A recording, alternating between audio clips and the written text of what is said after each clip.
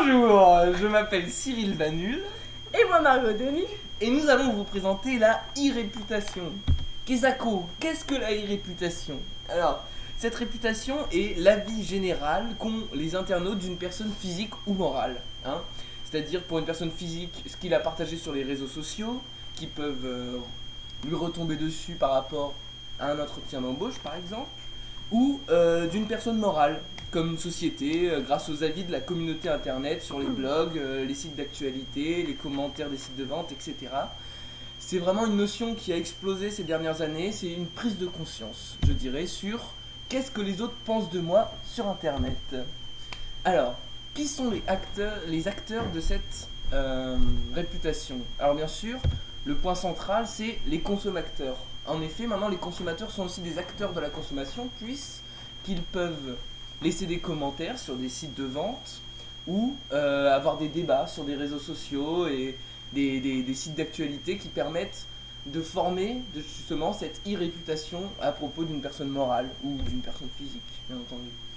Il y a bien sûr les sites gouvernementaux, les sites médiatiques et les sites d'entreprises qui diffusent des informations officielles qui seront reprises par d'autres acteurs de cette réputation, c'est-à-dire les forums, les blogs, les réseaux sociaux, qui sont les endroits où les consommateurs deviennent justement vraiment consommateurs de cette réputation et permettent de détruire ou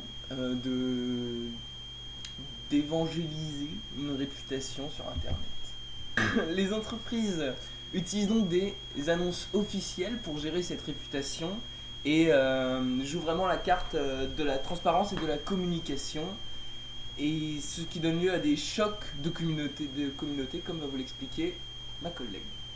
En effet, ces annonces ont pour but de se créer une bonne réputation, mais les avis des consommateurs sont quand même primordiaux. En effet, il y a souvent des chocs de communauté appelés fanboys qui affrontent les haters d'une marque. En effet, on peut prendre, comme on voit sur la photo, Apple et Samsung qui sont quand même deux gros exemples sur le web. Pourquoi avoir une bonne réputation sur internet est-il important? En effet, c'est important pour l'explosion des ventes, des sites de conseils d'achat et des tests sur internet. L'avis des internautes est de plus en plus important. Souvent, les gens vont sur des forums pour se renseigner sur les produits qui les intéressent. Et par exemple, si un produit se fait incendier sur le web, il y a de grandes chances pour que le produit ne se vende pas bien. Car les nouveaux consommateurs regardent vraiment les avis avant d'acheter. Ce n'est pas vrai pour tous les produits en revanche. Par exemple, l'alimentation, on ne verra pas beaucoup de tests. On verra plutôt un site de comparateur au niveau des prix, comme qui est le moins cher.com. Et d'un point de vue du particulier, c'est très important, surtout pour l'embauche par exemple.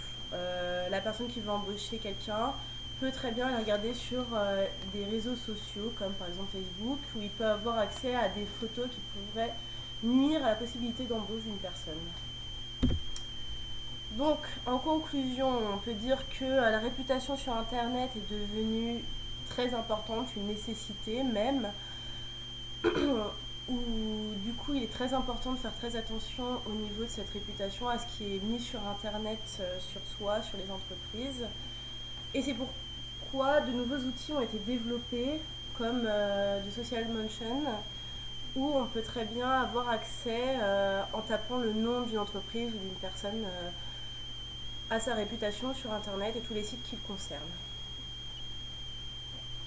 Veuillez trouver ci-joint les sources qui ont été utilisées pour notre diaporama. Très bien. Merci. Merci beaucoup.